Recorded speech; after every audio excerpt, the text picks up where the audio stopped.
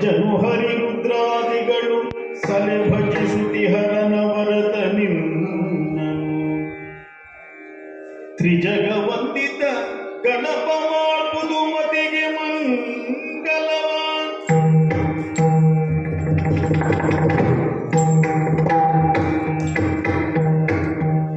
ವಾರಾಣ ತ್ರೈಲೋಕ್ಯ ಸುಮೋಹನ ವಾರಣ ತ್ರೈಲೋಕ್ಯ ಸುಮೋಹನ ತ್ರೈಲೋಕ್ಯ ಸುಮೋಹನ ವಾರಣ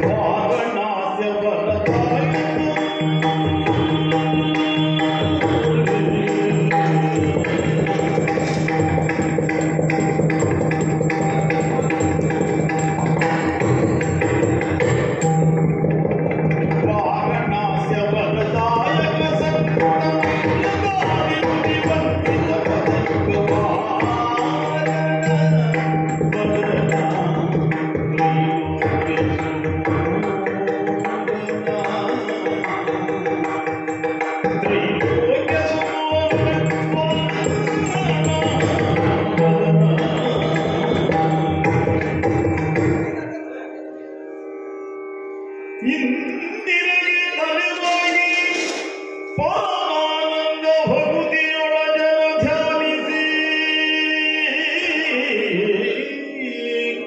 ವಂದಿಸುವೆ ಶಾರದೆಗೆ ಶಕ್ರಾದ್ಯಮರ ಲಿಂಗ್ಯರಗಿ ನಾಂದಿಯುಳು ವರವ್ಯಾಸನಿಪರ ಧ್ವಂದ್ವದಾನದನಾಗಿ ಕವಿಗಳ ಸಂದನಿಗೆ ಬಲವೊಂದು ಬೇಳುವೆನು ನಾನೀ ಕಥಾಮೃತವ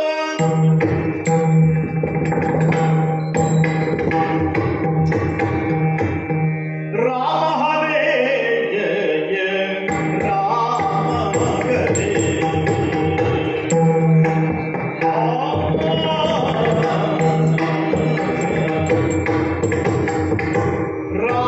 ಹರೇ ಜಯ ರಾಮ ಹರೇ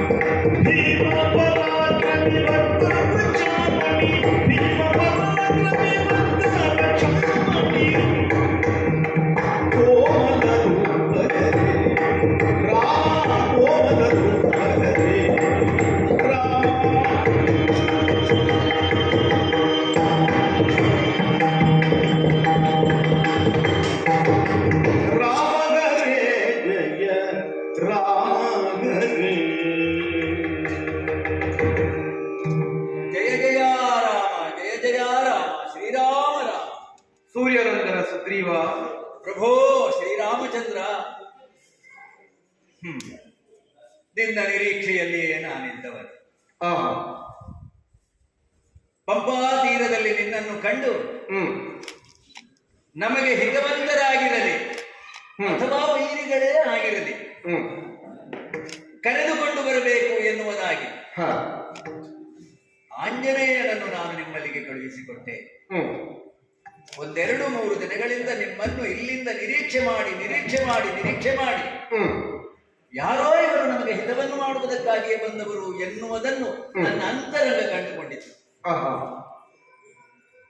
ಅಂತಹ ನಿಮ್ಮನ್ನು ನಾನಿಲ್ಲಿಗೆ ಕರೆಸಿದೆ ಹನುಮಂತನ ಮೂಲಕವಾಗಿ. ಹೆಗಲ ಮೇಲೆ ನಿಮ್ಮಿಬ್ಬರನ್ನೂ ಕೂಡಿಸಿಕೊಂಡು ಇಲ್ಲಿ ಅವನು ತಂದು ಇಳಿಸಿದ ಪರಮಪಾವನವಾದಂತಹ ನಿಮ್ಮ ಈ ರೂಪ ಸೌಂದರ್ಯವನ್ನು ಕಂಡು ಅತೀವ ಸಂತೋಷಗೊಂಡಿದ್ದೇನೆ. ಇದು ಮತ್ತೊಮ್ಮೆ ಮಗದೊಮ್ಮೆ ನಿಮ್ಮ ಪಾದಾರವಿಂದಗಳಲ್ಲಿ ನನ್ನ ನೊಸಲದ ಚಾಚುತ್ತಾ ಇದ್ದೇನೆ. ನಮಗೂ ಸಂತೋಷವಾಗಿದೆ ಸುಗ್ರೀವ. ಯಾವಾಗ ಹನುಮಂತ ನಮ್ಮನ್ನು ಪಂಪಾ ಸರೋವರದಲ್ಲಿ ಕಂಡು ಇದುವೇ ಋಷ್ಯಮೂಲ ಅಂತ ಹೇಳುವಾಗ ನಾವು ಅರಸುತ್ತಾ ಬಂದ ಪುಣ್ಯಕ್ಷೇತ್ರ ಇದುವೇ ಎಂಬ ಸಮಾಧಾನ ನಮಗೂ ಆಯಿತು. ಅಷ್ಟೇ ಅಲ್ಲದೆ ತನ್ನ ಹೆಗರನ್ನೇನೆಯೇ ನೀವು ಋಷ್ಯಮೂಕವನ್ನ ಸೇರೋಣ ಅಂತ ಹೇಳುವಾಗ ಹನುಮಂತನ ಅನಿತರ ಸಾಧಾರಣವಾದಂತಹ ಮನಸ್ಸನ್ನ ಅರ್ಥವಿಸಿಕೊಂಡು ಮನಸ್ಸು ಹಿಗ್ಗಿತ್ತು. ಯಾವಾತನು ತನ್ನ ದೇಹವನ್ನೇ ರಥವನ್ನಾಗಿಸಿ ತನ್ನ ಮನೋರಥವನ್ನೇ ತನ್ನ ಕಾಯಕವನ್ನಾಗಿಸಿ ನಮ್ಮನ್ನು ತನ್ನ ಹೆಗಲ ಮೇಲೆ ಏರಿಸಿಕೊಂಡು ಈ ಋಷ್ಯಮುಖವನ್ನು ಏರಿದನಲ್ಲ, ಎಂತಹ ಭಾಗ್ಯವಂತನಿರಬೇಕು. ಹಾಗಾಗಿ ಇಲ್ಲಿಗೆ ಬರುವಾಗ ನಮಗೆ ಸಿಕ್ಕಂತಹ ಒಬ್ಬ ಶ್ರೇಷ್ಠ ವ್ಯಕ್ತಿ ಹನುಮಂತನಾದ್ದರಿಂದ ನಮಗೂ ಸಂತೋಷವಾಯಿತು. ರಾಮಚಂದ್ರ, ನಿನ್ನ ಕುರಿತು ಕೇಳಿದ್ದೆವು ನಾವು. ಹಾಗಾಗಿ ನಿನ್ನನ್ನು ನೋಡುವ ತವಕ ಕುತೂಹಲ ನಮಗೂ ಅಷ್ಟೇ ಇತ್ತು. ರಾಮಚಂದ್ರ, ಹೇಳು ಸುಗ್ರೀವ. ನನ್ನ ಹೃದಯಕ್ಕೆ ನಿಮ್ಮಿಬ್ಬರನ್ನು ಕಂಡು ಆದದಕ್ಕಿಂತಲೂ ಹೆಚ್ಚಿನ ಸಂತೋಷ ನಮ್ಮ ಹನುಮನನ್ನು ನಿರೀಕ್ಷಿಸಿದಾಗಲೂ ಆಗ್ತಾ ಇದೆ. ಸಂಪೂರ್ಣ ಬದಲಾಗಿ ಹೋಗಿದ್ದಾನೆ. ನಿಮ್ಮ ಸಂದರ್ಶನದ ಫಲವೇ ಅದಿರಬೇಕು ಅಂತ ನಾನು ಅಂದುಕೊಂಡಿದ್ದೇನೆ. ಹನುಮಂತ ನಿನ್ನೆ ಇದ್ದ ಹಾಗೆ ಇಂದಿಲ್ಲ, ಇಂದು ಹೋಗುವಾಗ ಹೇಗಿದ್ದನೋ ಹಾಗೆ ಈಗಿಲ್ಲ. ಅವನ ಮುಖದಲ್ಲಿ ತೇಜಸ್ಸೇ ಬದಲಾವಣೆ ಆಗಿ ಹೋಗಿದೆ ಎನ್ನುವಾಗ ನನ್ನ ಜೀವನವನ್ನು ಸಂಪೂರ್ಣವಾಗಿ ಬದಲಾಯಿಸಿಕೊಳ್ಳಬಹುದಾದಂತಹ ಒಂದು ಅವಕಾಶ ನನಗಿಂದು ಸಿಕ್ಕಿದೆ ಅಂತ ನಾನು ಭಾವಿಸಿದ್ದೇನೆ. ಅಯ್ಯ, ಹೇಳುವುದಕ್ಕೆ ಬಹಳ ಇದೆ. ಇದುವರೆಗೂ ಕೇಳುವವರಿರಲಿಲ್ಲ. ನಮ್ಮ ಜೊತೆಗಿದ್ದವರೆಲ್ಲ ಅದನ್ನು ಕೇಳಿ ಬಡವಾಗಿ ಹೋಗಿದ್ದಾರೆ. ನಾಲ್ವರು ನೀವಿದ್ದೀರಿ. ಅವರ ಎದುರಿನಲ್ಲಿ ಅದೆಷ್ಟು ಸಲ ಅದನ್ನು ಹೇಳುವುದು. ಆದರೂ ಕೇಳುವವರು ಎಷ್ಟು ಹೊಸದಾಗಿ ಬಂದ ನಿನ್ನಲ್ಲಿ ಶ್ರೇಷ್ಠತೆಯನ್ನು ವಿಶೇಷತೆಯನ್ನು ಕಂಡಿದ್ದರಿಂದ ನಾನು ಹೇಳುವುದು. ಕೇಳುವವರು ಎಷ್ಟೇನೂ ಇದ್ದರು, ಕೆಲವರಾದರೂ ಕೇಳುವವರು ಅತ್ಯಂತ ಶ್ರೇಷ್ಠವಾಗಿದ್ದಾಗ ಹೇಳುವುದಕ್ಕೆ ಸಂಭ್ರಮಿಸಲೇಬೇಕು. ಹೌದು, ನೀನು ಚಿಕ್ಕವನಿರುವಾಗಲೇ 16 ವಯಸ್ಸಿಗಿಂತಲೂ ಕಡಿಮೆ ವಯಸ್ಸಿನವನಾಗಿರುವಾಗಲೇ ತಮಗೆ ಬಂದಿರುವಂತಹ ಒದಗಿರುವಂತಹ ಆಪತ್ತನ್ನು ನಿವಾರಣೆ ಮಾಡಿಕೊಳ್ಳುವುದಕ್ಕಾಗಿ ಯಾರ್ಯಾರೋ ಅಲ್ಲ, ವಿಶ್ವಾಮಿತ್ರ ಮಹಾಮುನಿಗಳು ನಿನ್ನನ್ನು ಅಯೋಧ್ಯೆಗೆ ಬಂದು ಕರೆದುಕೊಂಡು ಹೋದ್ರಂತೆ. ನಮ್ಮ ಗುರುವರೇಣ್ಯರು. ಹೌದು. ಹೋಗುವಾಗ ನೀನು ದಾರಿಯಲ್ಲಿ ತಾಟಕೆಯನ್ನು ಸಂಹಾರ ಮಾಡಿದೆಯಂತೆ. ಸಹಸ್ರ ಆನೆಗಳ ಬಲವುಳ್ಳಂತಹ ಒಬ್ಬ ರಕ್ಕಸಿ ಅವಳು. ಅಲ್ಲದೆ ವಿಶ್ವಾಮಿತ್ರರ ಯಾಗ ಸಂರಕ್ಷಣೆಯನ್ನು ಮಾಡುವ ಸಂದರ್ಭದಲ್ಲಿ ಮಾರೀಚನನ್ನು ಎಲ್ಲಿಗೋ ಹಾರಿಸಿ ಅವನ ಜೊತೆಯಲ್ಲಿರುವ ಇನ್ನೊಬ್ಬನನ್ನು ಸುಬಾಹುವನ್ನು ಸಮುದ್ರದಲ್ಲಿ ತೇಲುವಂತೆ ಮಾಡಿದೆಯಂತೆ, ಮುಳುಗಿಸಿದೀವಂತೆ, ಕೊಂದು ಕೆಡಗಿ. ನನ್ನಿಂದಲ್ಲ, ನಮ್ಮ ಗುರುವರೇಣ್ಯರ ಆಶೀರ್ವಾದದ ಬಲದಿಂದ.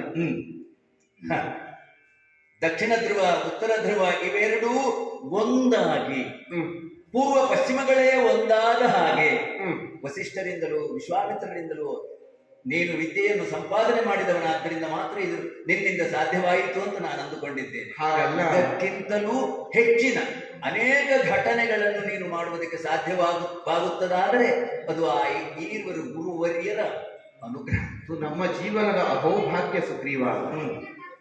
ದಿಕ್ಕುಗಳಿರುವುದು ಯಾಕೆ? ಈ ಸಾಂಸ್ಕೃತಿಕವಾದಂತಹ ಶಕ್ತಿಯನ್ನು ಸಂರಕ್ಷಿಸುವುದಕ್ಕೆ. ಅದು ಧಾರ್ಮಿಕವಾಗಿರಲಿ, ಅದು ಸಂಸ್ಕೃತಿಯ ಮೂಲ ಬೇರುಗಳೇ ಆಗಿರಲಿ, ಹಾಗಿರುವವರು ವಿಶ್ವಾಮಿತ್ರರು ವಸಿಷ್ಠರು. ಅವರಿಬ್ಬರ ಲಕ್ಷ್ಯವೂ ಒಂದೇ ಆಗಿತ್ತು. ಅಂತಹ ಮಹರ್ಷಿಗಳು ನನಗೆ ಗುರುಗಳಾಗಿ ದೊರೆತರು. ಹೌದು. ತಮ್ಮಲ್ಲಿರುವಂತಹದ್ದೆಲ್ಲವನ್ನು ನಮಗೆ ಧಾರೆಯಾಗಿ ಕೊಡುವಾಗ ಅದಕ್ಕಿಂತ ದೊಡ್ಡ ಭಾಗ್ಯ ಇನ್ನೇನಿರುವುದಕ್ಕೆ ಸಾಧ್ಯ. ರಾಮಚಂದ್ರ ಆಮೇಲೆ ಮಿಥಿಲೆಗೆ ಹೋಗುವಾಗ ದಾರಿಯ ಮಧ್ಯದಲ್ಲಿ ಭಕ್ತರಾಗಿ ನಿನ್ನನ್ನೇ ಸ್ಮರಿಸುತ್ತಿರುವಂತಹ ಅಹಲ್ಯೆಯನ್ನು ಉದ್ಧಾರ ಮಾಡಿದೆಯಂತೆ ಗುರುಮಾತೆ. ಅಂತೆಯೇ ಶಿವಧನಸ್ಸನ್ನು ಭಂಗ ಮಾಡಿ ಸೀತಾಮಾತೆಯ ಕೈ ಹಿಡಿದೆಯಂತೆ. ಭೀಮ ಪರಾಕ್ರಮ, ಭಕ್ತ ರಕ್ಷಾಮಣಿ, ಮಾತ್ರವಲ್ಲ ಕೋಮಲೆಯಾದಂತಹ ಸೀತೆಯ ಕೈ ಹಿಡಿದಂತಹ ನೀನು ಸುಕೋಮಲ ರಾಜಕುಮಾರ, ಸೂರ್ಯವಂಶದವನು ನೀನು, ನಾನು ಸೂರ್ಯನ ಪುತ್ರ. ಹಾಗಾಗಿ ಎಲ್ಲಿಯದೆಲ್ಲಿದ್ದೋ ಸಂಬಂಧ ಅಂತ ಆಗಲಿಲ್ಲ. ನಾನು ಯಾವ ಸೂರ್ಯನಿಂದ ಜನಿಸಿದನೆಯೋ ಅದೇ ಸೂರ್ಯ ವಂಶದಲ್ಲಿ ನೀನು ಜನಿಸಿದವನು ಮಾತ್ರ ಅಲ್ಲ, ಇಕ್ಷ್ವಾಕು ವಂಶದ ಭೂಪಾಲನು ಹೌದು ನೀನು. ಹೌದು. ಇಕ್ಷ್ವಾಕು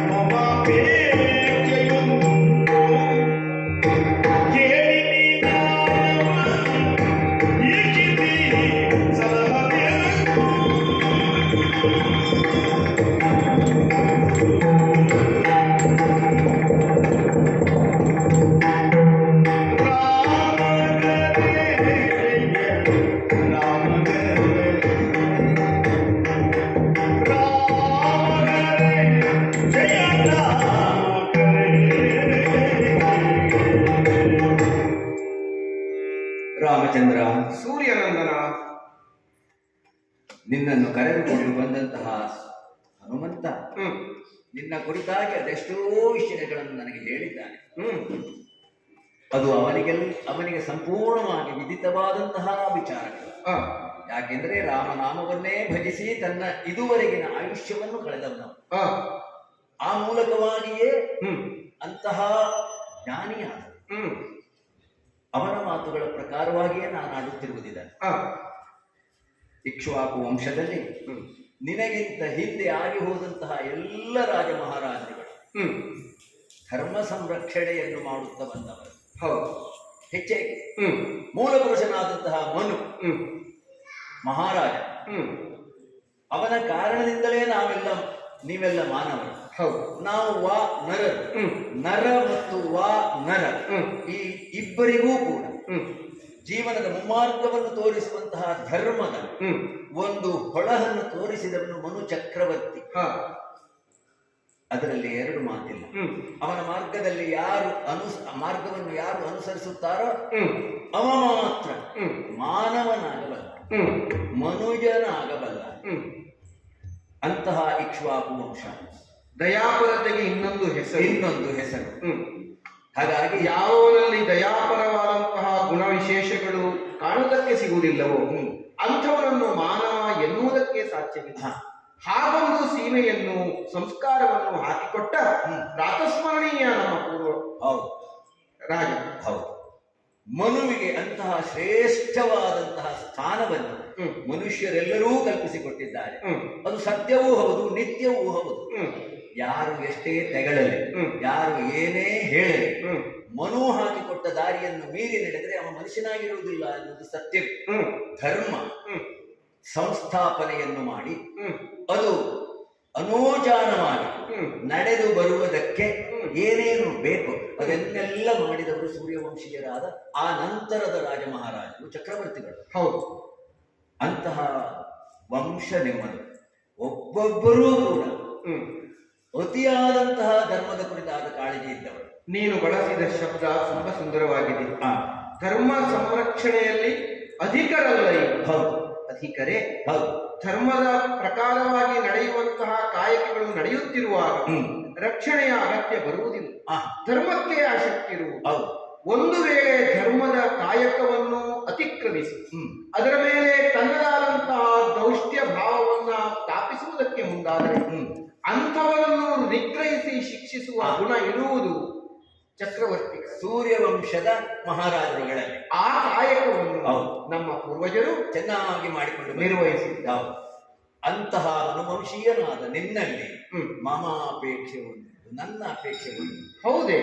ನನಗೆ ಬಂದಿರುವಂತಹ ಸಂಕಷ್ಟದ ಕಾರಣವಾಗಿ ನಾನು ಈ ಶಿವಮೊಗ್ಗದಲ್ಲಿ ವಾಸ ಮಾಡಿಕೊಂಡಿದ್ದೇನೆ. ಎಷ್ಟು ಬಡವಾಗಿ ಬಂದಿದ್ದೇನೆ. ಇದಕ್ಕೆ ಕಾರಣ ಏನು? ನನಗೆ ಬಂದಿರುವಂತಹ ಧರ್ಮ ಸಂಕಟ. ಆ ಸಂಕಟಕ್ಕಾಗಿ ನಾನು ಹೀಗೆಲ್ಲ ಆಗಿರೋದು. ಅಯ್ಯ, ನನ್ನ ಅಪೇಕ್ಷೆ ಅಂದ್ರೆ ನನ್ನ ಆ ಒಂದು ಧರ್ಮದ ಕಾರ್ಯದಲ್ಲಿ ಬಂದಿರುವಂತಹ ತೊಡಕೇನು, ತೊಂದರೆ ಏನು ಎನ್ನುವುದನ್ನು ನಾನು ನಿನ್ನಲ್ಲಿ ನಿವೇದಿಸಿಕೊಳ್ತೇನೆ. ಆ ಸಂದರ್ಭದಲ್ಲಿ ನೀನು ನ್ಯಾಯವನ್ನು ವೀಕ್ಷಿಸಿ ಸಲಹಬೇಕು. ನನ್ನನ್ನೇ ಸಲಹಬೇಕು ಅಂತ ಹೇಳುವುದಿಲ್ಲ. ನನ್ನದ್ದು ಅನ್ಯಾಯವಾದರೆ ನನ್ನನ್ನು ಶಿಕ್ಷಿಸಬಹುದು. ಒಂದು ವೇಳೆ ಇನ್ನೊಬ್ಬನದ್ದು ಅನ್ಯಾಯವಾದರೆ ಅವನನ್ನು ಶಿಕ್ಷಿಸಬೇಕು, ನನ್ನನ್ನು ಅನುಗ್ರಹಿಸಬೇಕು.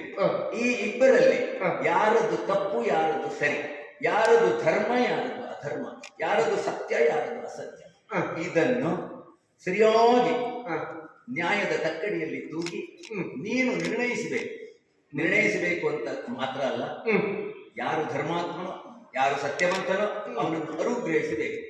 ನನಗೆ ಬಂದಿರುವ ಸಂಕಟವನ್ನು ಹೇಳುವುದಕ್ಕೆ ಸುಗ್ರೀವ ಅರ್ಪಣೆ ಕೊಡಬೇಕು. ಸುಗ್ರೀವ ಪ್ರಾಂಜಲವಾದ ಮನೋಭಾವದಿಂದ, ದಯನೀಯವಾದಂತಹ ರೀತಿ ನೀತಿಗಳಿಂದ, ಒಂದು ಮಧುರವಾದಂತಹ ಶ್ರುತಿ ಸುಭಗತನದಿಂದ ನೀನು ನಿನ್ನ ಅಪೇಕ್ಷೆಯನ್ನ ಹೇಳುವುದಕ್ಕೆ ಮುಂದಾದಾಗ ಅದರಲ್ಲಿಯೂ ನ್ಯಾಯವನ್ನ ಈಕ್ಷಿಸಿ ಅಂತ ನೀನು ಹೇಳುವಾಗ ಅದು ಅಗತ್ಯವೇ ಇಲ್ಲ. ಯಾಕೆ ಗೊತ್ತೇ? ಸೂರ್ಯವಂಶದ ರಾಜಕುಮಾರರಲ್ಲಿ ನೀನು ಅಪೇಕ್ಷೆಯನ್ನ ವ್ಯಕ್ತಪಡಿಸುತ್ತೀಯ ಅಂತಾದರೆ ಸಹಜವಾಗಿಯೇ ಅವರ ಧರ್ಮ ಅದು ನ್ಯಾಯವನ್ನೇ ನೋಡುವುದು. ಅದು ಪರ್ಯಾಯ ಪದ. ಸೂರ್ಯವಂಶೀಯರಲ್ಲಿ ಅಹವಾಲನ್ನು ಯಾರು ಹೇಳುತ್ತಾರೋ ಅದು ಪ್ರತಿಯಾಗಿ ನ್ಯಾಯವನ್ನೇ ನಿರೀಕ್ಷಿಸುತ್ತಾರೆ ಅಂತಲೇ ಸುಗ್ರೀವ ಹೇಳುವ ಮಾತುಗಳು ಕೇಳೋಣ. ಸುಗ್ರೀವ ಹೇಳುವ ಮಾತುಗಳಿಂದ ಬೇಸರಿಸಬಾರದು. ಯಾಕೆಂದ್ರೆ ಸೂರ್ಯವಂಶೀಯರಾದಂತಹ ಯಾರಲ್ಲಿಯೇ ಆಗಲಿ ಸತ್ಯವನ್ನು ಮಾತಾಡಿ ಅಂತ ಹೇಳುವ ಧೈರ್ಯವನ್ನು ಯಾರು ಮಾಡುವುದಿಲ್ಲ. ಧರ್ಮಂ ಚರ ಇದು ನಮ್ಮ ವಂಶದ ಧ್ಯೇಯ ವಾಕ್ಯವೇ ಆಗಿದೆ. ಯಾಕೆಂದರೆ ಅವರು ಆಡುವುದೆಲ್ಲವೂ ಸತ್ಯ, ಅಥವಾ ಅವರು ಆಡಿದ್ದೆಲ್ಲ ಸತ್ಯವಾಗುತ್ತದೆ, ಅದು ಸತ್ಯ. ಹೌದು, ಅವರು ಆಚರಿಸಿದ್ದೆಲ್ಲ ಧರ್ಮ, ಅಥವಾ ಅವರು ಧರ್ಮವನ್ನೇ ಆಚರಿಸುವುದು. ಹಾಗಾಗಿ ಅವರ ಆಚರಣೆಯನ್ನೇ ಧರ್ಮ ಅನುಸರಿಸುತ್ತದೆ. ಹಾಗಾಗಿ ಈ ಎರಡೂ ದೃಷ್ಟಿಕೋನದಿಂದ ನಾನು ಆಡಿದ್ದೆ. ನಮ್ಮಲ್ಲಿ ಬಂದಿರುವ, ನಮ್ಮಲ್ಲಿ ಅಂದ್ರೆ ಮತ್ತೆ ಯಾರಲ್ಲೂ ಅಲ್ಲ, ಯಾರಲ್ಲಿ ಮತ್ತೊಬ್ಬನ ನಾಣ್ಯ, ಅಗ್ರಜ ವಾಲಿ.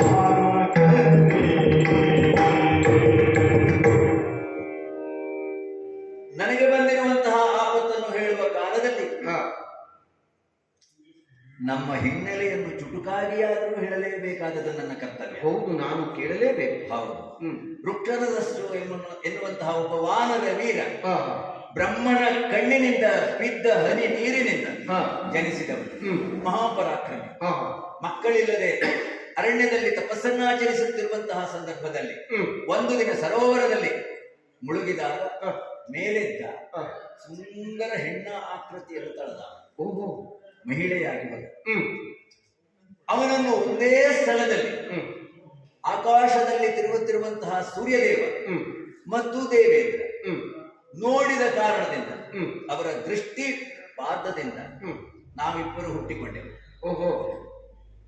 ವಾರ ಪ್ರದೇಶವನ್ನು ನೋಡಿದ ಹಾ. ಇಂದ್ರನ ಕಾರಣದಿಂದ ಹ್ಮ್. ಜನಿಸಿದ ವಾಲಿ. ಓಹೋ. ಮೊದಲು. ಹ್ಮ್. ಅಂತೆಯೇ ಹ್ಮ್. ಗ್ರೀವ ಪ್ರದೇಶವನ್ನು ನೋಡಿದ ಹ್ಮ್. ಸೂರ್ಯನ ಕಾರಣದಿಂದ ಹುಟ್ಟಿದವನು ನಾನು, ಹ್ಮ್. ಸುಗ್ರೀವ. ಹ್ಮ್. ಇಬ್ಬರು ಕ್ಷಣ ಮಾತ್ರದ ಅಂತರದಲ್ಲಿ ಜನಿಸಿದವರು ನಾನು. ಓಹೋ. ಒಂದು ಕ್ಷಣ ಮೊದಲು. ಹ್ಮ್. ಹಾಗಾಗಿ ಅವನಿಗೆ ಹಾ. ಅಶರೀರವಾಣಿಯನ್ನು ಕೇಳಿದಂತಹ ವೃಕ್ಷ ರಜಸ್ಸು ಹ್ಮ್. ಮತ್ತೊಮ್ಮೆ ಅಲ್ಲಿ ಸ್ನಾನ ಮಾಡಿದಾಗ ಹ್ಮ್. ಮೊದಲನೇ ರೂಪವನ್ನು ತಾಳಿದ. ಓ. ಇದೆಲ್ಲ ಆಶ್ಚರ್ಯ ಹಾ. ಅಥವಾ ದೇವತೆಗಳ ಅನುಗ್ರಹ. ಹ್ಮ್. ಹಾಗಾಗಿ ನಾವು ದೇವತಾನುಗ್ರಹದಿಂದ ಜನಿಸಿದವರೇ. ಹ್ಮ್. ವಾನರ ಆಗಿದ್ರೆ ಏನಾಯಿತು? ಹ್ಮ್. ದೇವಾಂಶ ಸಂಭೂತ. ದೇವಾಂಶ ಸಂಭೂತರು. ಹ್ಮ್. ಅಂತೆಯೇ ಮನೆಗೆ ಬಂದು ತನ್ನ ಪತ್ನಿಯಲ್ಲಿ ಕೂಡಿದಾಗ ಹುಟ್ಟಿದವಳು ಅಂಜನೆ. ಹ್ಮ್. ಅವಳು ಹನುಮಂತನ ತಾಯಿ. ಹಾ. ಹೀಗೆ ಹಾ. ಈ ವಾನರ ಸಂತಾನ ಹಾ. ಬೆಳೆಯುತ್ತಾ ಬಂತು. ಹ್ಮ್. ನಮ್ಮನ್ನು ಕಿಷ್ಕಿಂದೆಗೆ ತೆಗೆದುಕೊಂಡು ಹೋಗಿ ಹ್ಮ್. ಅಲ್ಲಿ ಆಡಳಿತವನ್ನು ನಮಗೆ ವಹಿಸಿ ಹ್ಮ್. ನಮ್ಮ ತಂದೆ ಹ್ಮ್. ವಾನಪ್ರಸ್ಥ ಸೇರಿದ. ಹ್ಮ್. ಅಲ್ಲಿಗೆ ಆಮೇಲೆ ಅವನನ್ನು ನಾವು ಕಾಣಲಿಲ್ಲ. ಹ್ಮ್. ತಂದೆಯೂ ಅವನೇ, ತಾಯಿಯೂ ಅವನೇ. ಹಾ. ನಮಗೊಂದು ಒಳ್ಳೆಯ ಗತಿ ಕಾಣಿಸಿತು. ಹಾ. ನಾವಿಬ್ಬರು ಅನ್ಯೋನ್ಯರಾಗಿ ಹಾ. ರಾಜ್ಯಭಾರವನ್ನು ಮಾಡಿದೆವು. ಓ. ಆದ್ರೆ ಅವರ ಅಣ್ಣ. ನಾನು ಯುವರಾಜ. ಹಾ. ಈ ದೃಷ್ಟಿಯಿಂದ ಆಳುತ್ತಾ ಬರುತ್ತಿರುವ ಸಂದರ್ಭದಲ್ಲಿಯೇ ಹಾ. ಒಂದು ದಿನ ಹಾ. ಮಾಯಾವಿ ಎನ್ನುವಂತಹ ರಕ್ಕಸನ ಆಗಮನ ಹೇಳಿದ. ಓಹೋ. ಕಿಷ್ಕಿಂದೆ. ಹೌದು. ಹಾ. ನಮ್ಮ ಅಣ್ಣನಿಗೂ ಅವನಿಗೂ ಹಾ. ವಿರೋಧ ಉಂಟಾಯಿತು ಒಂದು ಹೆಣ್ಣಿನ ಕಾರಣದಿಂದ. ಹಾ. ಹಾ. ಆ ಹೆಣ್ಣಿನ ಕಾರಣದಿಂದ ಉಂಟಾದ ವಿರೋಧ, ಹಾ. ಅವರಲ್ಲಿ ಯುದ್ಧ ಪ್ರಾರಂಭವಾಯಿತು. ಹಾ. ಹೆದರಿದ ಮಾಯಾವಿ ಓಡಿದ. ಹಾ. ಓಡಿ ಒಂದು ಗುಹೆಯನ್ನು ಸೇರಿದ. ಹಾ. ಅಣ್ಣನ ಜೊತೆಗೆ ನಾನು ಇದ್ದೆ ಸಹಜ. ಅವನ ಸಹಾಯಕ್ಕಾಗಿ. ಹ್ಮ್. ಬೇಕಿಲ್ಲ, ನನ್ನ ಅಣ್ಣನಿಗೆ ಯಾರ ಸಹಾಯವೂ ಬೇಕಿಲ್ಲ. ಹ್ಮ್. ಹ್ಮ್. ಯಾಕೆಂದ್ರೆ ಅಷ್ಟು ಪರಾಕ್ರಮಿ. ಓಹೋ. ಅಲ್ಲಿ ಹೋದ ಮೇಲೆ ಹ್ಮ್. ಒಂದು ಗುಹೆಯನ್ನು ಸೇರಿದ ಮೇಲೆ ಅಣ್ಣ ಹೇಳಿದ, ಹ್ಮ್. ನೀನು ಬರುವುದು ಬೇಡ, ಹಾ. ಮುಂದೆ ಹಾ. ಗುಹೆಯ ಬಾಗಿಲಿನಲ್ಲಿಯೇ ನಿಂತಿರು, ಹಾ. ನನ್ನನ್ನು ಕಾಯುತ್ತಾ ಇರು. ಹಾ.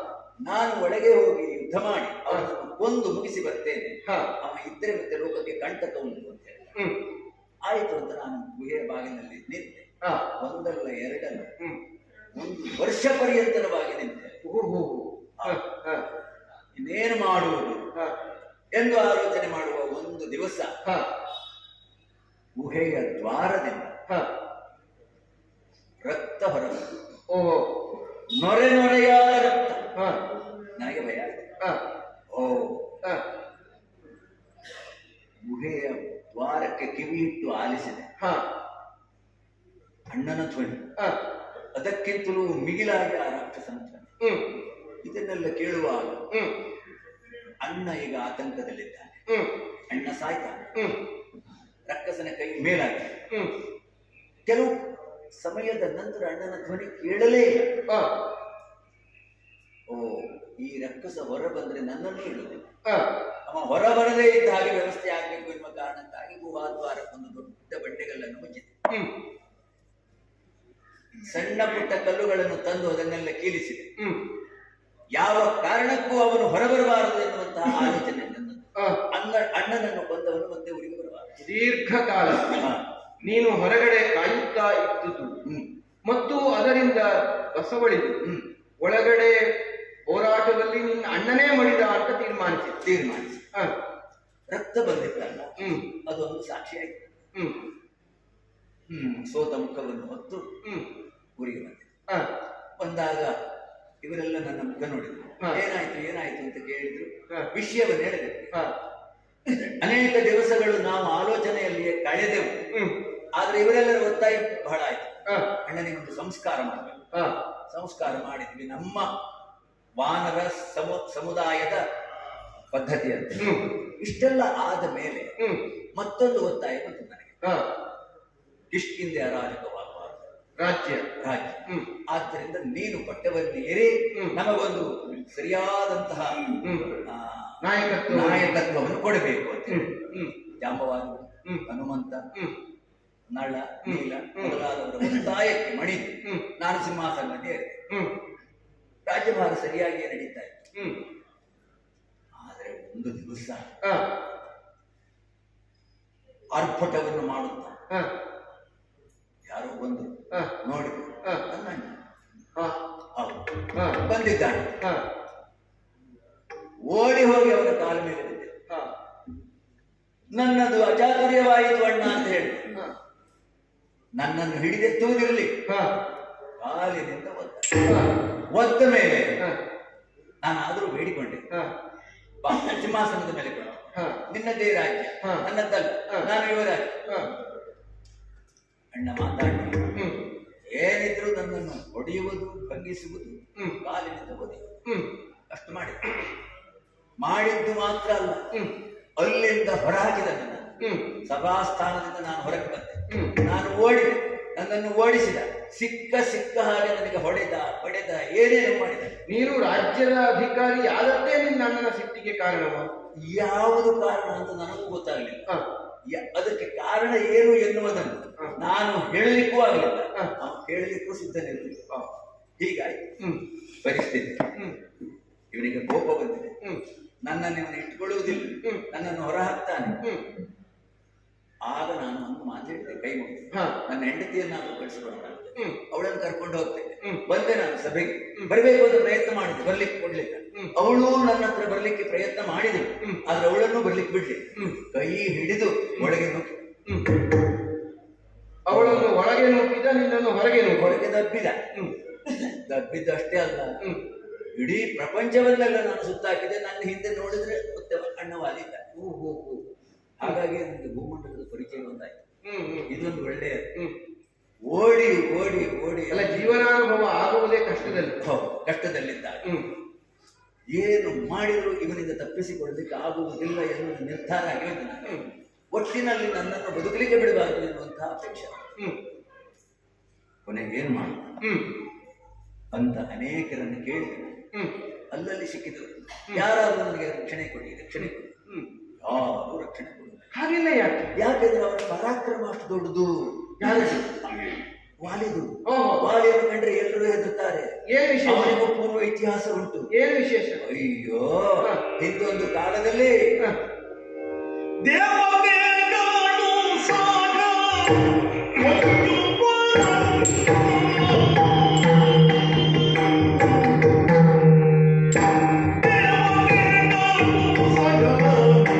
ಒಂದು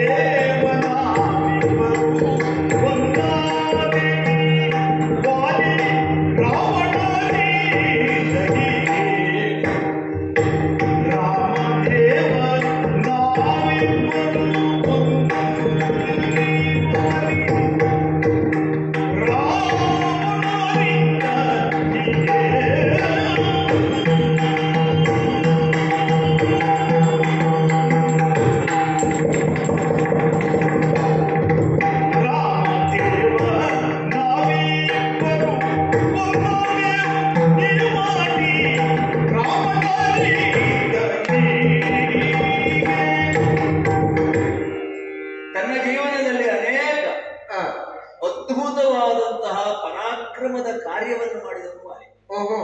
ಒಂದೇ ಎರಡೇ. ಹ. ಉದಾಹರಣೆಗೆ ಹೇಳಬೇಕು ಅಂತಾದ್ರೆ ಹ. ದೇವತೆಗಳನ್ನೆಲ್ಲ ಗೆದ್ದಂತಹ ರಾವಣ ಎನ್ನುವಂತಹ ಒಬ್ಬ ರಕ್ಕಸ ಇದ್ದಾನೆ ಹ. ಹ. ಇಲ್ಲಿಯ ಸಮೀಪದಲ್ಲಿ, ಹ. ಲಂಕೆಯಲ್ಲಿ. ಹ. ಅಂತಹ ರಾವಣ ಹ. ನಮ್ಮ ಈ ಅಣ್ಣನನ್ನು ಸೋಲಿಸಬೇಕು ಎನ್ನುವಂತಹ ಹೆಬ್ಬಯಕೆಯಿಂದ ಕಿಷ್ಕಿಂದೆಗೆ ಬಂದ. ಓಹೋ. ಅಣ್ಣ ಅಲ್ಲಿರಲಿಲ್ಲ. ಇವನದು ಅನುಷ್ಠಾನ ಮಾಡ. ಓಹೋ. ಯಾಕೆ? ಬೆಳಿಗ್ಗೆ ಒಂದು ಸಮುದ್ರದಲ್ಲಿ ಸ್ನಾನ ಮಾಡ, ಪೂರ್ವ ಸಮುದ್ರದಲ್ಲಿ. ಸೂರ್ಯನನ್ನು, ದೇವೇಂದ್ರನನ್ನು, ಉಳಿದ ದೇವತೆಗಳನ್ನು ಅನುಷ್ಠಾನ ಪೂರ್ವಕವಾಗಿ ಆರಾಧನೆ ಮಾಡಿ ಅರ್ಘ್ಯ ಕೊಡು. ಹೌದು. ಅಲ್ಲಿಂದ ಸಂಜೆ ಪಶ್ಚಿಮ ಸಮುದ್ರಕ್ಕೆ ಹೋಗುದು. ಮುಳುಗುತ್ತಿರುವ ಸೂರ್ಯನಿಗೆ ಮತ್ತೆ ಅರ್ಘ್ಯ ಕೊಡುದು. ಹೀಗೆ ಒಂದು ದಿನಕ್ಕೆ 4 ಸಮುದ್ರಗಳನ್ನು ಪ್ರವೇಶ ಮಾಡಿ ಅನುಷ್ಠಾನ ಮಾಡುವಂತಹ ಒಬ್ಬ ಮಹಾ ಅನುಷ್ಠಾನಿಕ ನಮ್ಮ ಅಣ್ಣ. ಅನುಷ್ಠಾನಕ್ಕೆ ಹೋದಂತಹ ಈ ವಾಲಿಯನ್ನು ಹಿಡಿದು ಕತ್ತು ಹಿಸುಕಿ ಮುಳುಗಿಸಬೇಕು ಎನ್ನುವ ಕಾರಣಕ್ಕಾಗಿ ರಾವಣ ಹಿಂದಿನಿಂದ ಹೋಗಿ ಅವನ ಕಂಕುಳಲ್ಲಿ ಕೈ ಹಾಕಿದ. ಓಹೋ. ರಾವಣ ಹಿಂದಿನಿಂದ ಹೋಗಿ ಹಿಡಿದ ಅಂದ್ರೆ ಅವನ ಸ್ವಭಾವವೇ ಹಾಗೆ ಅಂತ ಆಯಿತು. ನೇರ ಪ್ರವೇಶ ಇಲ್ಲ. ಅಥವಾ ಯಾವ ಕಾರಣಕ್ಕೋ ಏನು ಮುಂದಿನಿಂದ ಯುದ್ಧ ಮಾಡಲಿಕ್ಕೆ ಅಥವಾ ಅವನನ್ನು ಹಿಡಿಲಿಕ್ಕೆ ಧೈರ್ಯ ಮಾಡಲಿಲ್ಲ ರಾವಣ. ಮಾತ್ರವಲ್ಲ, ಆ ಸಂದರ್ಭದಲ್ಲಿ ನಮ್ಮ ವಾಲಿ 2 ಕೈಗಳನ್ನು ಹೀಗೆ ಅಗುಚಿ ಹಿಡಿದು ರಾವಣನನ್ನು ತನ್ನ ಬೆನ್ನಿನ ಮೇಲೆ ಕೂಡಿಸಿಕೊಂಡು ಮತ್ತೊಮ್ಮೆ ಎಲ್ಲಾ ಸಮುದ್ರಗಳನ್ನು ತಿರುಗಿದ. ಅಲ್ಲಲ್ಲಿ ಅವನನ್ನು ಮುಳುಗಿಸಿದ. ರಾವಣನಿಗೆ ಸಾಕೋಬೇಕು. ಅದಾದ ಮೇಲೆ ಅವನನ್ನು ಅರಮನೆಗೆ ತಂದು ತನ್ನ ಪತ್ನಿಯಾದ ತಾರೆಯ ಮಗ ಅಂಗದ, ಆ ಅಂಗದನ ತೊಟ್ಟಿಲಿಗೆ ಕಟ್ಟಿದ. ಒಂದು ಸಣ್ಣ ಹುಡುವನ್ನು ಹಿಡಿದು ಕಟ್ಟಿದ ಹಾಗೆ. ಅಂಗದ ಆಟಿಕೆಯ ಸಾಮಾನು ಏನೋ ತಂದಿದ್ದಾರೆ ಎನ್ನುವ ಕಾರಣಕ್ಕಾಗಿ ಆ ರಾವಣನ ದೇಹವನ್ನು ಮಾಡಿದ. ರಾವಣನನ್ನು ಇಷ್ಟು ಕ್ಷುಲ್ಲಕವಾಗಿ ಬಗೆದಂತಹ ಒಬ್ಬ ಮಹಾಪರಾಕ್ರಮಿ ಯಾರಾದ್ರೂ ಈ ಪ್ರಪಂಚದಲ್ಲಿ ಇದ್ರೆ ಅವನ ಗಂಡವಾಲಿ. ಹೇಳಿಕೊಳ್ಳುವಾಗ ಹೆಮ್ಮೆ ಆಗ್ತದೆ, ಅದು ಕಣ್ಣಿನಲ್ಲಿ ನೀರು ಬರ್ತದೆ. ಅಂತಹ ಪರಾಕ್ರಮೆಯ ಎದುರಿಗೆ ನಾನು ಏನು ಮಾಡಲಿಕ್ಕೆ ಸಾಧ್ಯ? ನಿನ್ನ ತಂದೆಯೇ ಸೂರ್ಯದೇವ. ಹೌದು. ದೇವತೆಗಳ ಮೇಲೆ ಸೂರ್ಯನ ಪ್ರಭಾವ ಎಷ್ಟು ದೊಡ್ಡದು. ಹೌದು. ಅವರಲ್ಲಿ ಹೋಗಿ ನೀನು ವಿನಂತಿಸಬಹುದು. ನಾನು ಎಲ್ಲರಲ್ಲಿಯೂ ವಿನಂತಿಸಿದೆ, ಎಲ್ಲಾ ದೇವತೆಗಳಲ್ಲಿಯೂ ಹೇಳಿದೆ. ದೇವತೆಗಳ ಕಥೆಯೂ ಹಾಗೆ ಆಗಿದೆ. ದೇವತೆಗಳನ್ನು ರಾವಣ ಸರಿಯಲ್ಲಿಟ್ಟಿದ್ದಾನೆ. ಅವನನ್ನೇ ಇವನು ಹೀಗೆಳಿಸಿದ್ದಾನೆ. ಮಾತ್ರವಲ್ಲ, ಈ ವಾಲಿ ದೇವತೆಗಳ ಕುರಿತಾಗಿ ಅವನಿಗೆ ಇಲ್ಲಷ್ಟು ಗೌರವ ಇದೆ. ರಾವಣ ಇಲ್ಲಿ ಬಂದನಲ್ಲ, ಅಷ್ಟು ಮಾಡಿದನಲ್ಲ, ವಾಲಿಯ ಮುಂದೆ ತನ್ನ ಆಟ ನಡೆಯುವುದಿಲ್ಲ ಎನ್ನುವ ಕಾರಣಕ್ಕಾಗಿ ಅವನೊಡನೆ ಒಂದು ಮಿತ್ರತ್ವವನ್ನು ಮಾಡಿದ್ದ. ವಾಲಿಯೊಡನೆ ಅದು ಈಗಲೂ ಪ್ರಸಿದ್ಧ ಉಂಟು. ಏನು ಮಿತ್ರತ್ವ? ಯಾಕೆ ಬಹಳ ಚೆನ್ನಾಗುಂಟು. ಇದರ ನಂತರ ನಾವಿಬ್ಬರು ಮಿತ್ರರು. ಎಂತಹ ಮಿತ್ರರು? ತುಲ್ಯಾರಿ ಮಿತ್ರರು. ಅಂದ್ರೆ ಏನು? ದಾರಾಹ, ಪುತ್ರಾಹ, ಇನ್ನು ಮೇಲೆ ಹೆಂಡತಿಯರು, ಮಕ್ಕಳು ನಮಗೆ ಅವಿಭಾಜ್ಯ. ಅಷ್ಟೇ ಅಲ್ಲ, ಪುರ ಅಂದ್ರೆ ನಮ್ಮ ರಾಷ್ಟ್ರ, ಪುರ ಇವೆಲ್ಲವೂ ಕೂಡ ನಿನ್ನದು ನನಗೆ, ನನ್ನದು ನಿನಗೆ. ಈ ರೀತಿಯದಾದಂತಹ ಒಡಂಬಡಿಕೆ ದುಷ್ಟರಲ್ಲದೆ ಇದ್ರೆ, ಕಾಮಾಂಧರಲ್ಲದೆ ಇದ್ರೆ, ಇಂದಿನಿಂದ ನನ್ನ ಹೆಂಡತಿಯೇ ನಿನ್ನ ಹೆಂಡತಿ, ನಿನ್ನ ಹೆಂಡತಿಯೇ ನನ್ನ ಹೆಂಡತಿ, ನನ್ನ ಮಕ್ಕಳೇ ನಿನ್ನ ಮಕ್ಕಳು, ನಿನ್ನ ಮಕ್ಕಳೇ ನನ್ನ ಮಕ್ಕಳು, ನನ್ನ ರಾಜ್ಯವೇ ನಿನ್ನ ರಾಜ್ಯ, ನಿನ್ನ ರಾಜ್ಯವೇ ನನ್ನ ರಾಜ್ಯ. ಇಂಥದ್ದೆಲ್ಲ ಮಿತ್ರತ್ವದ ಅಡಿಯಲ್ಲಿ ಮಾಡ್ಲಿಕ್ಕೆ ಸಾಧ್ಯ ಉಂಟು ಹೇಳಿ. ಆದರೆ ಅಸಾಧುವಾದ ಅಪವಿತ್ರ ಮೈತ್ರಿ ಅಂತ. ಆದರೆ ಒಂದು ಇಷ್ಟೆಲ್ಲ ಆಗಿ ನೀನಿಲ್ಲಿ ಸುರಕ್ಷಿತವಾಗಿ ಹೇಗಿತ್ತು? ನನ್ನನ್ನು ಓಡಿಸಿಕೊಂಡು ಬಂದಂತಹ ವಾಲಿ ಅವನ ಕಣ್ಣು ತಪ್ಪಿಸಿ ನಾನು ಸೂರ್ಯದೇವರನ್ನು ಒಂದು ದಿವಸ ಪ್ರಾರ್ಥನೆ ಮಾಡಿದೆ. ನನಗೆ ಎಲ್ಲಿಯಾದ್ರೂ ಒಂದು ಮುಕ್ತಿ ಕೊಡು, ಎಲ್ಲಿಯಾದ್ರೂ ಒಂದು ಜಾಗ ಕೊಡು, ನಾನು ಬದುಕಬೇಕು. ಸಾಧ್ಯವಾದರೆ ಹೆಂಡತಿಯೊಡನೆ ಬದುಕುವಂತಹ ಒಂದು ಅಪೇಕ್ಷೆ ಉಂಟು ನನಗೆ, ಅದನ್ನಾದ್ರೂ ಪೂರೈಸಿಕೊಡು. ಸೂರ್ಯದೇವನಲ್ಲಿ ಕೇಳಿದಾಗ ಅವ ಹೇಳಿದೆ, ಬಾ ಕೆಲವು ದಿವಸ ನನ್ನ ರಥದ ಮೇಲೆ ಇರು. ಸೂರ್ಯನ ರಥವನ್ನೇರಿದೆ. ಎಲ್ಲರಿಗೂ ಆ ಭಾಗ್ಯ ಸಿಗುವುದಿಲ್ಲ. ಭಾಗ್ಯ ಸಿಗುವುದಿಲ್ಲ. ನನ್ನ ಅಪ್ಪ ಆದ್ರಿಂದ ಅದನ್ನು ನನಗೆ ಕರುಣಿಸಿ ಹ್ಮ್ ಅವನ ರಥದ ಮೇಲೆ ಓಡಾಡಿದೆ. ಹ. ಆಗ ಪ್ರಪಂಚದ ಇನ್ನಿಷ್ಟು ಭಾಗಗಳು ನನಗೆ ಕಂಡವು. ಹ್ಮ್ ಹ್ಮ್ ಈ ಭೂಮಂಡಲವನ್ನು ಹ್ಮ್ ದರ್ಶನ ಮಾಡುವಂತಹ ಭಾಗ್ಯ ಹ್ಮ್ ಸೂರ್ಯನ ರಥದಲ್ಲಿ ಹೌದು. ಅದನ್ನು ಅನುಭವಿಸಿದ ನಾನು. ಹ್ಮ್ ಕಾಲ ಹ್ಮ್ ಹಾಗೆಯೇ ಇರುವುದಿಲ್ಲ, ಹ್ಮ್ ಬದಲಾಗ್ತದೆ. ಹ್ಮ್ ಒಂದು ದಿವಸ ಸೂರ್ಯನಿಗೆ ಗೊತ್ತಾಯಿತು, ಹ್ಮ್ ಈ ವಾಲಿ ದುಂದುಬಿ ಎನ್ನುವಂತಹ ಒಬ್ಬ ರಕ್ಕಸನೊಡನೆ ಯುದ್ಧ ಮಾಡಿದಾಗ ಹ. ಆ ರಕ್ಕಸ ಮಾಯಾವಿಯೇ ಅವನು. ಹ. ಯಾಕೆ ಕೋಣನ ರೂಪವನ್ನು ಧರಿಸಿದನು. ಓಹೋ. ಅವನ ಎರಡೂ ಕೋಡುಗಳನ್ನು ಹಿಡಿದುಕೊಂಡು ಹ. ಗರ ಗರ ಗರ ಗರ ತಿರುಗಿಸಿ ಒಂದು ಸಲ ನೆಲಕ್ಕೆ ಅಪ್ಪಳಿಸಿದಂತೆ. ಹ. ಅಪ್ಪಳಿಸಿದಾಗ ಅವನ ದೇಹ ಸಂಪೂರ್ಣವಾಗಿ ಛಿದ್ರವಾಗಿ ಹೋಯ್ತು. ಓ. ಇವನಿಗೆ ಮತ್ತು ಹ. ಶಕ್ತಿ ಬಂತು. ಹ. ಮತ್ತೊಮ್ಮೆ ಹಿಡಿದು ಎತ್ತರಿಸಿ ಹ. ತಿರುಗಿಸಿದ. ಆಗ ಅವನ ಮೈಯಿಂದ ಸಿಡಿದಂತಹ ರಕ್ತ, ಮಜ್ಜೆ, ಮಾಂಸಗಳು ಮತಂಗಾಶ್ರಮದ ಪ್ರದೇಶದಲ್ಲಿ ಬಿದ್ದು ಬಂತು. ಓಹೋ, ಇಲ್ಲಿಗೆ ಸಮೀಪದ ಮತಂಗಾಶ್ರಮ. ಹೌದು ಹ್ಮ್ ಹೌದು. ಕಿಷ್ಕಿಂಧೆಯಲ್ಲಿ ಅವನು ತಿರುಗಿಸಿದ್ದು ಮತಂಗಾಶ್ರಮದ ಮೇಲೆ ಅದು ಹೋಯ್ತು. ಮತಂಗ ಮಹರ್ಷಿಗಳಿಗೆ ಗೊತ್ತಾಯ್ತು, ಯಾರೋ ತನ್ನ ಆಶ್ರಮ ಕ್ಷೇತ್ರವನ್ನು ಅಪವಿತ್ರಗೊಳಿಸಿದ್ದಾರೆ ಎನ್ನುವ ಕಾರಣಕ್ಕಾಗಿ ಅವರು ಶಾಪ ಕೊಟ್ಟರು. ಇದನ್ನು ಮಾಡಿದವರು ಯಾರು? ಅವರು ಈ ಪ್ರದೇಶಕ್ಕೆ ಕಾಲಿಟ್ಟರೆ ಅವರ ತಲೆ ಸಹಸ್ರ ಹೊಳ. ಮಾತ್ರವಲ್ಲ, ಅವರ ಜನ ಯಾರಾದ್ರೂ ಇಲ್ಲಿದ್ರೆ ಅವರು ಇಲ್ಲಿಂದ ಹೊರಗೋಗ್ಬೇಕು. ಅವರೆಲ್ಲ ಅಲ್ಲಿಂದ ಜಾರಿ ವಾಲಿಗೆ ವಿಷಯವನ್ನು ಹೇಳಿದ್ರು, ಶಾಪ ಇದೆ ಆದ್ರಿಂದ ಅಲ್ಲಿಗೆ ಹೋಗ್ಬೇಕು. ವಾಲಿ ಅಲ್ಲಿಗೆ ಹೋಗ್ಲಿಲ್ಲ. ನನ್ನ ಅಣ್ಣನಿಗೆ ಬಂದ ಈ ಶಾಪದ ಕಾರಣದಿಂದ ನಾನು ಸಂತೋಷ ಪಟ್ಟೆ. ಯಾಕೆ? ನನಗೆ ಉಳ್ಕೊಳ್ಲಿಕ್ಕೆ ಒಂದು ಜಾಗ ಆಯ್ತಾ? ಸೂರ್ಯ ತೋರಿಸಿದ ನೀನು ಈಗ ಋಷ್ಯಮುಖಕ್ಕೆ ಹೋಗಿಬಿಡಿ, ಅಲ್ಲಿ ವಾಲಿ ಪ್ರವೇಶ ಆಗುದು. ಇಂದು ಬೆಳಿಗ್ಗೆ ಹನುಮಂತನನ್ನು ಕಳುಹಿಸುವಾಗ ನನಗನ್ಸಿದ್ದು ಏನು, ವಾಲಿಯೇ ನನ್ನನ್ನು ಕೊಲ್ಲುವುದಕ್ಕೆ ಈ ರೂಪದಿಂದ ಯಾರನ್ನಾದ್ರೂ ಕಳಿಸಿದ್ದಾನೋ ಅಂತ ಅನಿಸಿತ್ತು. ಅದಲ್ಲ ಎನ್ನುವುದು ಭರವಸೆ ಆಯ್ತು. ಕಳಿಸಿದ್ದವ ನನ್ನ ತಂದೆ ಸೂರ್ಯದೇವನೇ. ಓಹೋ. ಯಾಕೆಂದ್ರೆ ಅವ ಒಂದು ಮಾತಾಡಿದ, ಈ ಪ್ರದೇಶಕ್ಕೆ, ಕಿಷ್ಕಿಂಧೆಯ ಪ್ರದೇಶಕ್ಕೆ ನನ್ನನ್ನು ಕಳಿಸುವಾಗ ಅವ ಆಡಿದ ಕೊನೆಯ ಮಾತು, ಅಲ್ಲಿಯೇ ಇರು, ನನ್ನ ವಂಶದಲ್ಲಿಯೇ ಹುಟ್ಟಿದ ಒಬ್ಬ ಬಂದು ನಿನಗೆ ಸಹಾಯ ಮಾಡ್ತಾನೆ, ಮುಂದಿನ ಜೀವನ ನಿನ್ನದ್ದು, ಅವನ ಭಕ್ತನಾಗಿ ನೀನು ಕಳೆಯಲಿಕ್ಕೆ ಸಾಧ್ಯ ಉಂಟು ಅಂತ ಹೇಳಿದ. ಓಹೋ. ಒಂದು ಭರವಸೆ ಅವನ ಮಾತಿನ ಮೇಲೆ, ಒಬ್ಬನ ಮಾತು, ಅದನ್ನು ನಾನು ಮೀರಲಿಲ್ಲ. ಇಲ್ಲಿಯೇ ಕಾಯ್ತಾ ಇದ್ದೆ.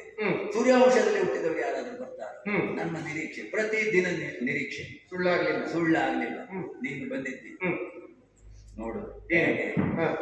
ಹನುಮಂತ ಹೇಳಿದ, ನೀನು ಪತ್ನಿಯನ್ನು ಕಳೆದುಕೊಂಡಿದ್ದೀಯಂತೆ, ರಾವಣನೇ ಕದ್ದುಕೊಂಡು ಹೋಗಿದ್ದಾನಂತೆ. ಹೌದು, ನಾನು ಕಳೆದುಕೊಂಡಿದ್ದೇನೆ. ನನ್ನ ಅಣ್ಣ ವಾಲಿಯೇ ಅವಳನ್ನು ಬರಸೆಳೆದು ಇಟ್ಟುಕೊಂಡಿದ್ದಾನೆ. ನಿನಗೂ ಪತ್ನಿ ಇಲ್ಲ, ನನಗೂ ಪತ್ನಿ ಇಲ್ಲ. ನೀನು ದುಃಖದಲ್ಲಿದ್ದಿ, ನಾನು ದುಃಖದಲ್ಲಿಯೇ ಇದ್ದೇನೆ. ಹಾಗಾಗಿ ನಿನ್ನಲ್ಲಿ ಈ ವಿಷಯವನ್ನು ಹೇಳಿಕೊಳ್ಳುವಾಗ ನನಗೆ ಯಾವುದೋ ಒಂದು ರೀತಿಯಾದಂತಹ ಸಮಾಧಾನ, ಸಮಾನ ದುಃಖಗಳ ಎದುರಿಗೆ ನಿಂತು ನಾನು ಮಾತನಾಡ್ತಾ ಇದ್ದೇನಲ್ಲ, ನನ್ನ ದುಃಖವನ್ನು ನಿನ್ನಲ್ಲಿಯೇ ತೋಡಿಕೊಳ್ತಾ ಇದ್ದೇನಲ್ಲ. ಅದರಿಂದ ವಾಲಿ ದುಷ್ಟ, ರಾವಣ ಅದಕ್ಕಿಂತಲೂ ಹೆಚ್ಚಿನ ದುಷ್ಟ. ಈ ಇಬ್ಬರು ದುಷ್ಟರು ಮಾಡಿದ ಒಳ್ಳೆಯ ಕೆಲಸ ನೋಡಿ, ನಮ್ಮಿಬ್ಬರನ್ನು ಒಂದುಗೂಡಿಸಿದ್ದಾರೆ. ಹೆಂಡತಿ ಇಲ್ಲದ ನೀನು, ಹೆಂಡತಿ ಇಲ್ಲದ ನಾನು, ನಾವಿಬ್ಬರು ಜೋಡಾಗಿದ್ದೇವೆ.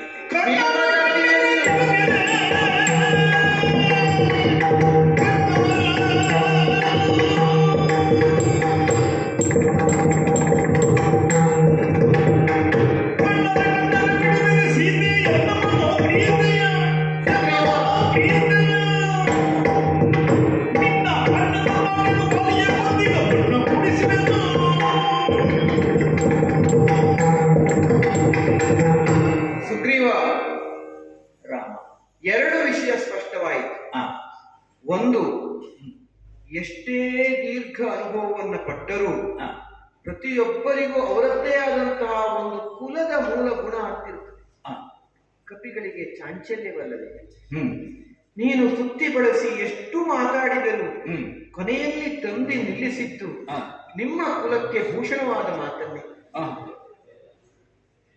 ಅಂತರ್ದೃಷ್ಟಿ ಬೇರೆ, ಆ, ಬಹಿರ್ದೃಷ್ಟಿ ಬೇರೆ. ಖಂಡಿತ. ಬಹಿರ್ದೃಷ್ಟಿಗೆ ಗೋಚರವಾದ ಎಲ್ಲ ವಿಚಾರಗಳು ಹ್ಮ್ ಅಂತರ್ದೃಷ್ಟಿಯ ಮೂಸೆಯಲ್ಲಿ ಪರಿಶೀಲನೆಗೊಂಡು ಹೊರಬಂದಾಗ ಮಾತ್ರ ಆ, ಆಗ ಸತ್ಯ ದರ್ಶನ ಸಾಧ್ಯ.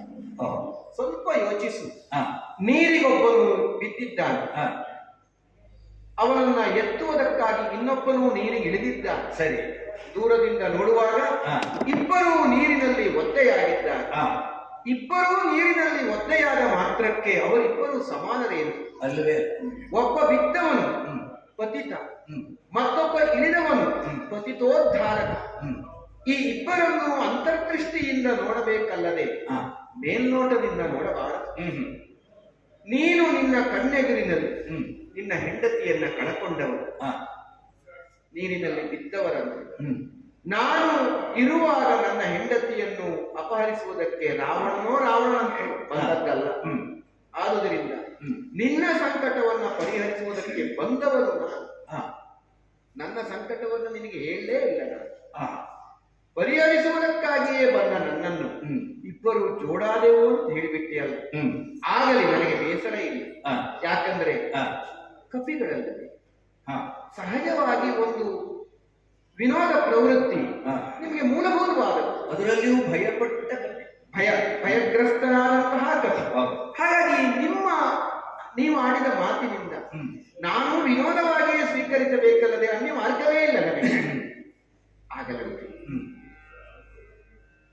ಕಣ್ಣಾರೆ ಕಣ್ಣೆರೆ ಬಿಡುವೆನೆ ಸೀತೆಯ. ಆ, ನನ್ನ ಎದುರಿನಲ್ಲಿ ನಿಲ್ಲುವ ಸಾಮರ್ಥ್ಯ ಆದರೂ ಇದ್ದೀತೋ ಹೇಳು. ಆ, ಮೋಸ ಮಾಡಿ ಕದ್ದೊಯ್ದದ್ದು. ಹೌದು, ಆ, ಆದರೂ ಬಿಡು. ಹ್ಮ್ ವಾಲಿಯ ಕುರಿತಾಗಿ ನಿನಗೆ ಭಯವಾಗಿ ಆ, ಜಾನನಿನಾದರೆ ನೋಡು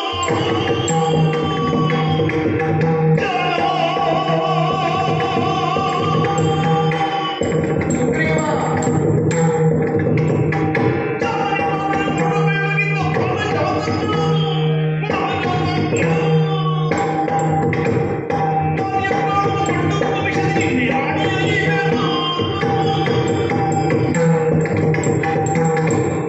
ಎಲ್ಲರ ಕೈಯಲ್ಲಿ ಕಾಣುವ ಹಾಗೆ ಬಿಲ್ಲು ಬಾಣಗಳು ನನ್ನಲ್ಲಿರುವಂತಹದ್ದಲ್ಲ. ಹ್ಮ್ ನನ್ನ ಮೂಡಿಗೆಯಿಂದ ಹೊರಬರುವವರ ಬಾಣಗಳ ವಿಷಯದಲ್ಲಿ ನೀನು ತಿಳಿಯಬೇಕು ಅಂತಾದ್ರೆ ಆ, ಇದನ್ನು ನೀವು ಒಳಗಣ್ಣಿನಿಂದ ನೋಡುವ ಪ್ರಯತ್ನ ಮಾಡಬೇಕು. ಓ, ಈ ಬತ್ತಳಿಕೆಯಲ್ಲಿ ಇರುವ ಬಾಣಗಳೆಲ್ಲವೂ ಆ, ಕೇವಲ ಬಾಣಗಳಲ್ಲ, ಆ, ಅದು ಸಜೀವ ಶರಗಳು. ಆ, ವೃಷಾಶ್ವದತ್ತವಾದಂತಹ ಈ ಶರಗಳು ಆ, ವಿಶೇಷವಾದದ್ದು. ಹ್ಮ್ ಇದನ್ನು ಧರಿಸಿ ಪ್ರಯೋಗಿಸುವುದಕ್ಕೆ ವಿಶೇಷವಾದಂತಹ ಮಂತ್ರಾಸ್ತ್ರಗಳ ಸಿದ್ಧಿವೆ. ಓ, ಅದನ್ನ ಆರ್ಜಿಸಿಕೊಳ್ಳುವುದಕ್ಕೆ ಪಾತ್ರನಾದವನು ನಾನು.